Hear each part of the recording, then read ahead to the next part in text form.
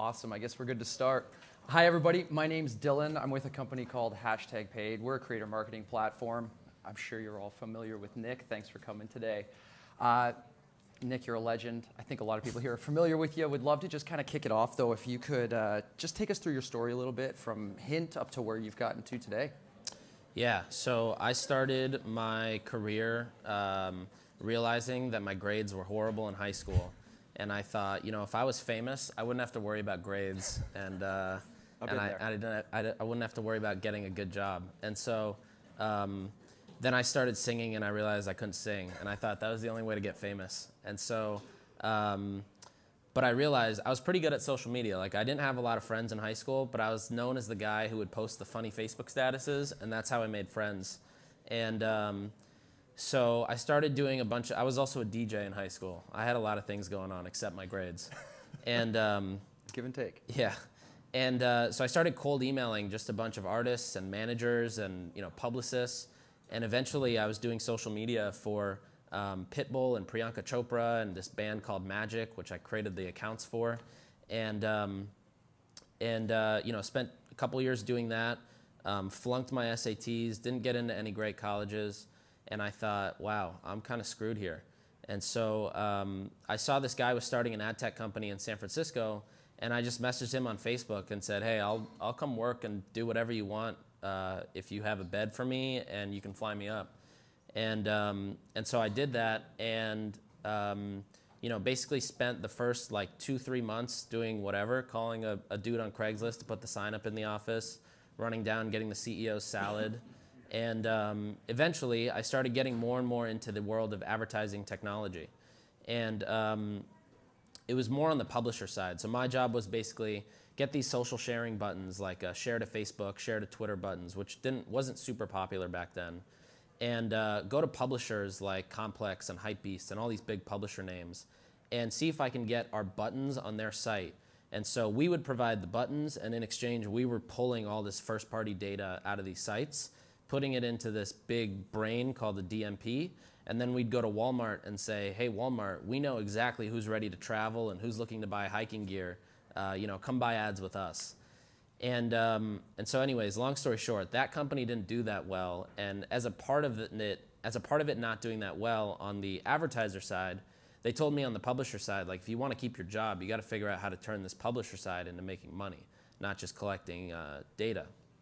And so, you know, I started thinking, like, all right, these guys, all these publishers are spending so much money on these very shitty Taboola ads at the bottom. You know, you go to the bottom of an article and it's like, you don't know what this celebrity looks like 27 years later. So I was the guy who went to those guys and said, hey, you're spending $100,000 a day on Taboola, you're making $180,000 a day. Let's do this on Facebook. And so, long story short, I think I helped Facebook ban clickbait as a result because we were pumping so much money through these clickbait articles. But anyways, it got me really good at Facebook media buying, which I had no idea how to do, copywriting, choosing what creative gets the best click. And so, you know, we were getting 2-cent clicks, and the publisher would make 6 cents off the back of that 2-cent click. Then I ended up leaving that company and joined a beverage company called Hint Water. Mainly because I was this nerdy fan of Hint Water. There's like tweets of me chugging water in the office.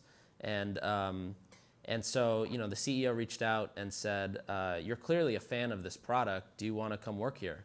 And I was like, yeah, sure. You know, I'm 20 years old. I got nothing to lose.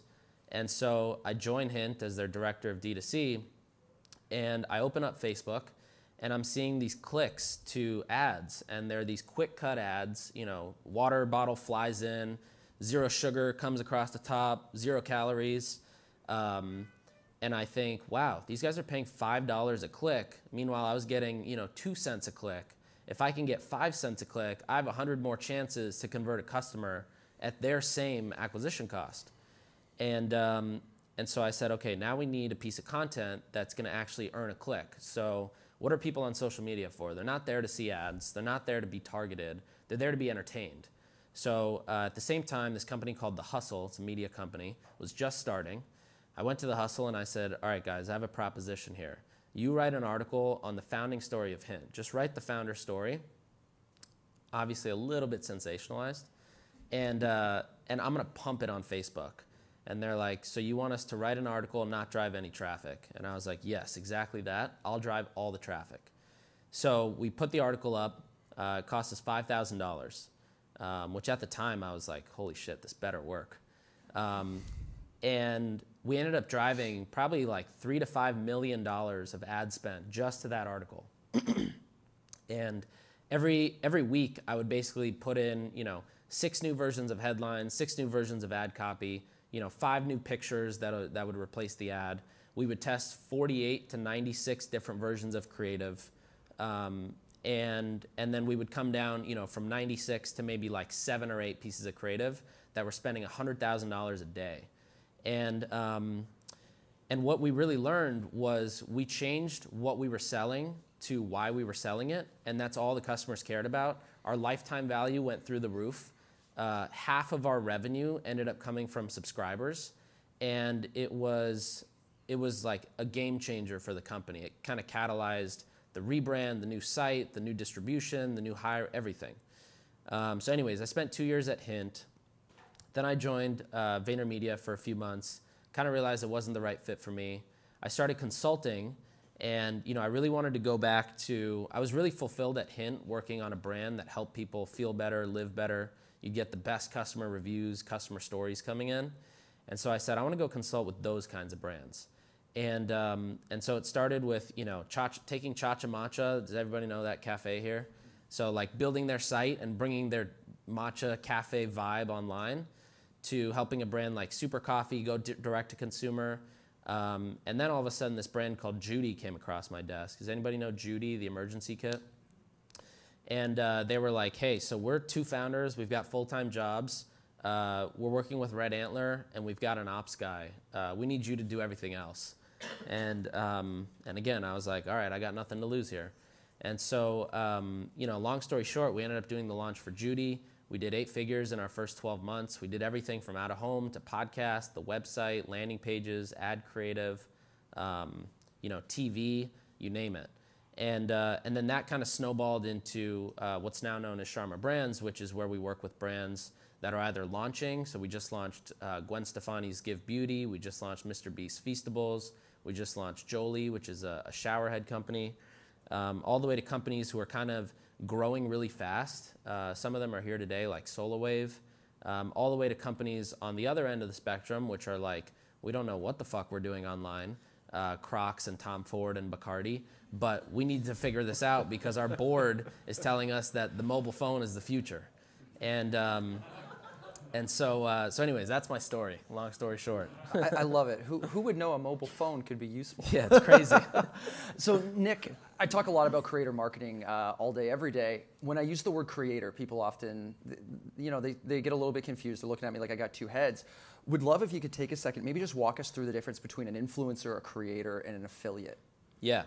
So an affiliate is essentially somebody who, these are all my definitions too, so they might be wrong.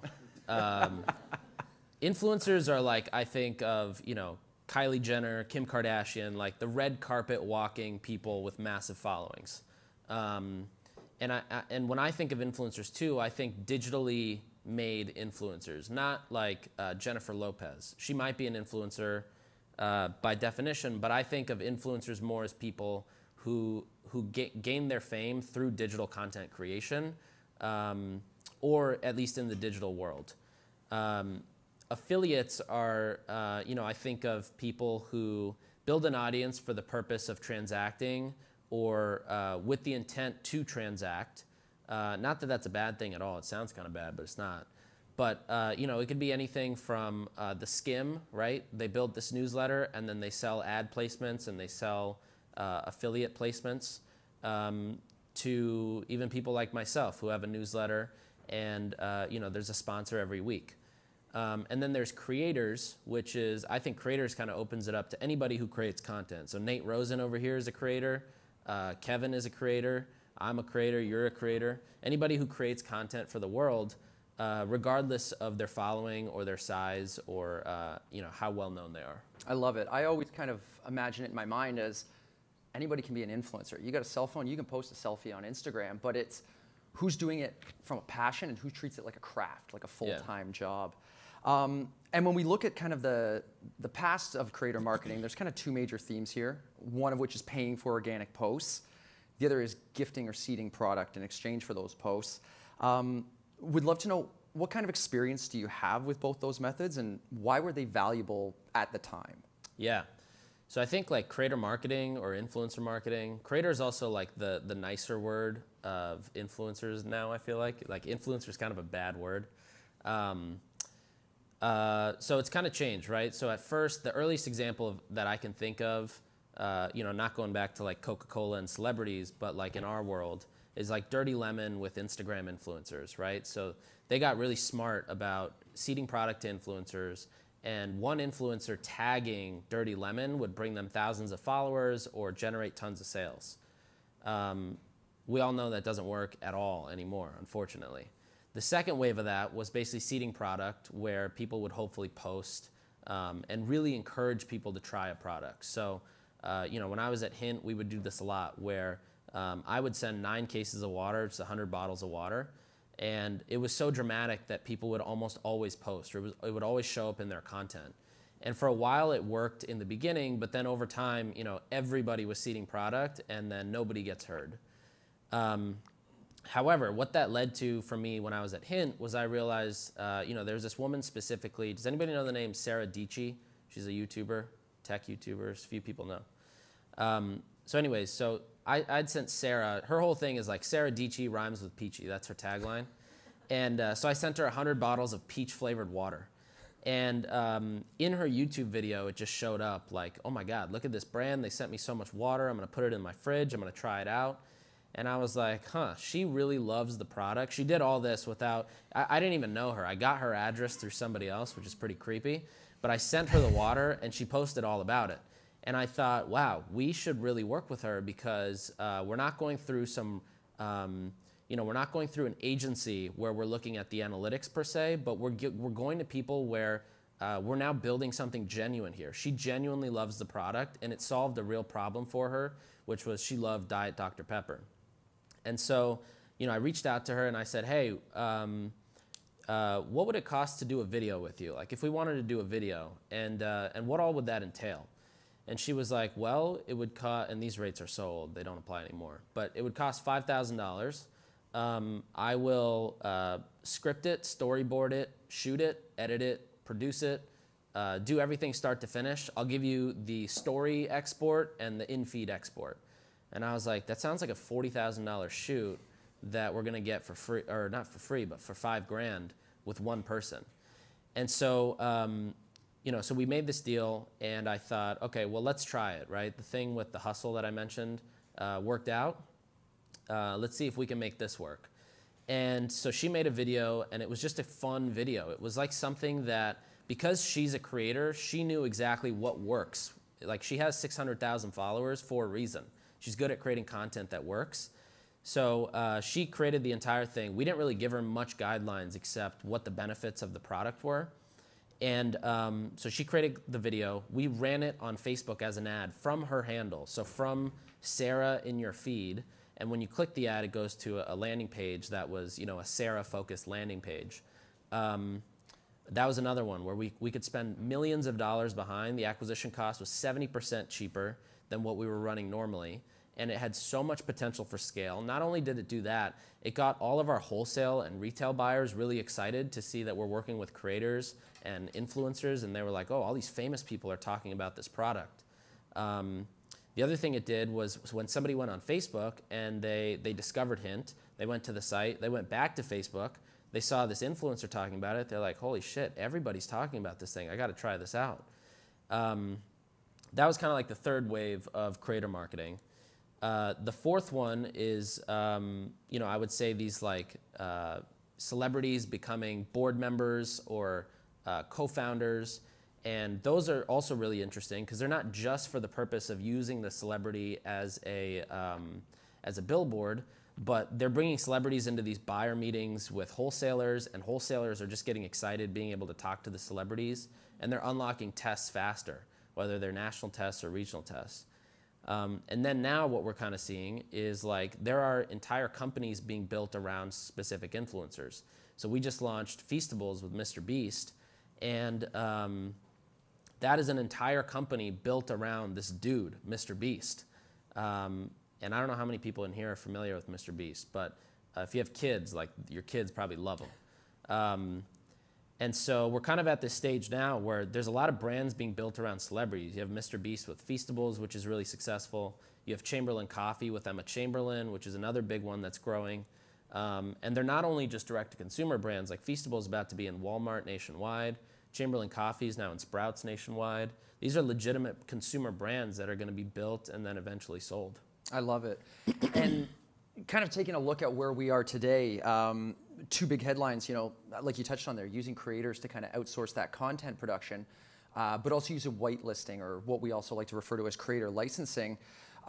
Just for people who might not be familiar with the concept, could you kind of take a second and just talk to us about what is whitelisting? Yeah, so when you're scrolling Facebook or Instagram, you see an ad come in, and it comes in from the brand handle. You're just like, ah, fuck this, keep scrolling. That's me. When you see a post that's a sponsored post, not from the brand handle, it's from a creator, or maybe it's from a publisher, it's a lot more intriguing. One, because the creators usually never put content out that is just a plain ad, something that you're not going to remember 30 seconds later. But two, it's like, oh, is this somebody that I know in my feed, or is this somebody that I would normally look at, or somebody I would normally engage with? It's wildly effective in terms of just your click-through rate and your cost per click. By like raising hands, does anybody do whitelisting here? Wow. Okay, you guys got to get on this. Your click-through rates are going to go through the roof compared to what you're seeing now. And your ads are going to get significantly more efficient. But it's basically running ads that don't look like ads, but they are ads, and they're coming from these other profiles. They're not coming from your brands. It's a great point. I think so much of the crux of creator marketing is authenticity. And the way I always like to think of it is, if I want to find the best pizza in New York, I don't call up every shop and say, hey, do you have the best pizza? The answer is always going to be yes. Yeah. But I go to my friends. I go to Nick, and I say, hey, Nick, best pizza in Brooklyn. Where do I find it? All of a sudden, I'm that much more likely to try that versus just, hey, come try to my restaurant. Totally. So Nick, we'd love to kind of hear a bit. Sounds like it's a powerful tool. Kind of how are you using this now in your day-to-day work? So we have a sister agency to Sharma Brands called 1180. And the name makes no sense. We got to figure out how to change it. Although 1180 is the penal code for speeding in New York. So that's why we chose it. But essentially all we do is we create content with creators using #paid actually, and then we run these ads through creator handles. So brands like, if you guys have ever seen ads for Milk Bar or Caraway Cookware or House, and they're not coming from their brand accounts, that's us running the ads. And what we're doing is we're creating content with creators. We're basically going to them and saying, hey, make sure that you shoot this on an iPhone. It comes off authentic. It's a real story to you. And also, here are 4 bullet points of benefits that our customers love the most based on customer reviews. Other than that, go create the content in your own way, because you're a content creator and you know how to make content. And we're going to run it as an ad, and it's going to come from your Instagram, your Facebook, your TikTok account. And so we do this a lot for scaling customer acquisition. This works really well. Creating content and then putting it under a creator's handles. The other way we use it is, some of the brands that have their own, like Emma Chamberlain with Chamberlain Coffee, we'll just run it through her own account. But I would say for the purpose of like creator whitelisting, it's like a match made in heaven for scaling customer acquisition, especially on top of what's already working internally. A lot of times we found with the Pill Club, we worked with the Pill Club a couple of years ago, which is a birth control company. They were spending, let's say $30,000 a day on ads. They wanted to double that without losing efficiency.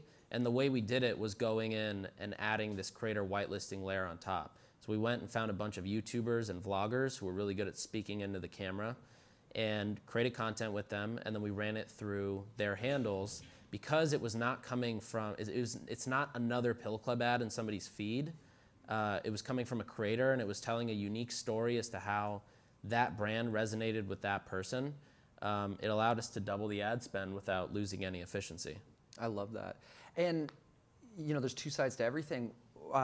What mistakes would you say brands should avoid when they're getting started with whitelisting? The biggest mistake, I think, is going and finding the people with the biggest followings, or the people who you admire personally but might not really resonate with your brand. And that sounds so cliche, but I'm trying to think of an example here. So like at Hintwater, I love these YouTubers, or still love these YouTubers, named Yes Theory. And so I went to them and said, let's do a brand deal, because we did this with Sarah and a couple of other YouTubers and it worked really well. It's got to work well with you guys. And we didn't really look into like what their relationship really was with the brand. We thought maybe we could kind of fake it if we created the right video. But it was so easy to tell from the consumer standpoint that this was not really an authentic partnership.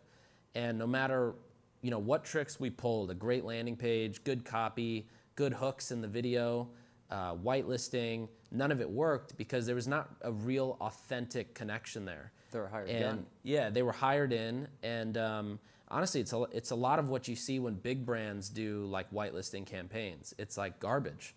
It's just like somebody holding a smart water bottle and somebody who has no relationship or reason to be holding that smart water bottle in an ad. So I think authenticity and that real connection is like consumers will sniff that a mile away if it's real or if it's fake. 100%, I agree with you. So we've talked about the past, we've talked about the present. We'd love to kind of turn an eye to the future here for a second. Let's say I'm a brand. I'm already whitelisting creators. I'm already using creators to produce content for me. What's next? How else can I kind of leverage these individuals in my marketing efforts? So one thing we do a lot is I'm Indian, so I'm cheap. And I don't like paying for $35,000 photo shoots and video shoots. And so I actually go to TikTok and I search photographer, and we find great photographers, like insanely talented TV level photographers and commercial makers for videos. And we'll just reach out to them and see, what would it cost to make a commercial? What would it cost to do a photo shoot? And it's such a win-win for both sides and the brand. It's a win for us because we get a pretty cost-effective photo shoot, video shoot piece of content made. For them, it's huge because they get to work with an awesome brand. And, I think that's something that a lot of brands don't utilize properly. Is anybody familiar with the agency Cycle Media? So Cycle was kind of the first agency to really productize this, where they were Nike's agency, and when Nike is doing a launch in Singapore, instead of sending a film crew and a photo crew and spending $100,000 on that, they would take 3 or 4 creators out of Singapore and go and create all the content there, and it would be a tenth of the price as a result. I think that's still super underrated. I think obviously finding more creators to partner with, but also then finding more creators to partner with who have different angles and different storytelling reasons to partner is another one. But yeah, I think, and then I think obviously a lot of creators are launching their own products as well, or their own brands. I don't think a lot of them are going to be successful. I think maybe 2% will be. But yeah, content creation is like what they're good for. There's such a big gap between like people are really good at doing awareness marketing and people are really good at doing this like bottom of funnel retargeting, high conversion, good landing pages. But the thing in the middle is what a lot of people forget, and I think that's where creators can really fill the void. Like if you think of a brand you maybe saw an ad for recently, they probably had great top of funnel and their site's probably super optimized, but there's no substance in the middle. And I think that's where creators can come in and help fill that gap. I love that. And I even just finding that new ICP through a creator, like it draws my mind to, is anyone familiar with a brand called Imperfect Foods? Anybody ever eaten there? Yeah, they're great. But originally, they would target nothing but environmentally conscious creators. And it really drew them into a niche, so much so to the point where their board said, hey, like we need to open this up if we're going to grow this thing. And what we saw is that rather than hiring an agency, rescripting, rebranding, this and that, they open it up to creators. And all of a sudden, they've got creators authentically reaching their audiences, being able to put a new spin on it. And hey, I'm not just a health and wellness creator, but I do X, Y, and Z. I lifestyle, I interior design. It reaches a new audience, and it at the fraction of a cost of having to run it through an ad agency. Yeah. One B2B example that I love that I came up with is, does anybody here watch The Real Housewives of Orange County? Be honest. Okay, so not many. I've been obsessed with this show. It is so good. Anyways, one of the housewives, she's on Cameo, and I submitted a Cameo, and basically I wanted her to say so we just launched a landing page agency called Hooks, and we're kind of just getting it off the ground, and I'm trying to think all the non-scalable things to do that get people excited. And so I made a Cameo that basically when you make a purchase on hooks.co, you get an automated email from her that says hey, thanks so much for making a purchase from Hooks. I'm so excited for the landing page that this team is gonna build you. It's gonna help you lower your conversion rate, or increase your conversion rate, lower your acquisition cost. And I just thought, what a crazy out of the box idea that actually works so well because people get so excited to see this. I love it, and I think it just ties back to that authenticity and connection. People want to talk to people they see like them, not the Kim Kardashians. I don't know about you, but I don't own a Beverly Hills mansion. I can't relate to that lifestyle. Yeah. What I can relate to is someone who knows my name and can speak to me a little bit better. Totally. Real quick, I'm just keeping an eye on the time before we wrap up here. Any questions for Nick I could take? So we run whitelisted TikTok ads, and we took viral content, creator viral videos, and then ran, and it didn't work for us. Didn't? No, I mean we've only tested it a couple of times. Okay. Do you recommend just to take the viral video and boost it, or make it specifically for whitelisted ads? Yeah, and what's the product you're selling? Nail products. Nail products. And when you drive, when somebody clicks the ad, where do they go? I'm not running it. I think they go to our site. Okay. So generally, the stuff that goes really viral is not the stuff that's going to do best. The stuff that goes kind of viral is the stuff that does better, because usually it goes viral for a reason around that product or around that brand. I would also make sure that you're using a great attribution tool, something like a Northbeam, where you can actually see the true impact. Because a lot of times, again, going back to the IDFA stuff, you're not able to capture the real impact of what that ad is doing in TikTok Ad Manager, and it's not going to give you those results. But using something like Northbeam, where they use pixel-based modeling based off of the traffic coming in, is a much better way to do that. The last thing I would say is, if you're driving to your homepage, you're driving to a product page, you got to remember that TikTok is a very top of funnel channel. It's super top of funnel, and so the person who clicks the link probably has no care about what you're doing or why you're doing it. And so what I always say is you need to roll out this red carpet as if you are Kim Kardashian's assistant as the brand, and Kim is walking the red carpet, and anything that the Kim needs at any time is right there. And so we usually go straight to landing pages, which tell, what is the brand, what is the product, why does it exist, how is it going to benefit me, and why is it the best option on the market to buy. And so I would test that with stuff that's kind of semi-viral, but not crazy viral, because usually those are viral for a reason of vanity or vice. Yeah. So would you recommend creating, for whitelisted ads, actually creating for the purpose of that, not necessarily just taking a viral video? Yeah, I mean, there's a couple ways I would do it. One is you could use, obviously, a platform like #paid. Go get 75 creators. Say, we're going to send you product. We want you to create 3 pieces of content each, or 4 pieces of content. Out of that, let's say that's 300 pieces of content. You'll have maybe 20 things that do really, really well, and that'll turn into good ads for you. The other way to do it is you use a platform like Bounty. So if you go to bounty.co, Bounty allows you to incentivize your customers who make a purchase to create TikTok and earn money back on the purchase they made. So if they spent $50 buying your nail polish, they can earn that $50 back just by making a TikTok review of the product. And a lot of times that content, especially if a customer is really excited and really happy to get their product and try it and they love it, that content does really well.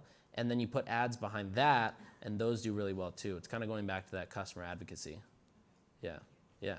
Awesome, I love it. It's almost like creator marketing here. You know, I could see you mention a product authentically, and I noticed all the pens in the audience start jotting it down. I love to see it. I notice we're right at time, and I know lunch is next, so I really don't want to keep anybody back. If you're like me, you definitely get hangry. But thank you so much for coming today. Nick, thank you so much for talking with us. It's such an exciting field. I could talk about it all day. Same. Thank you both so much.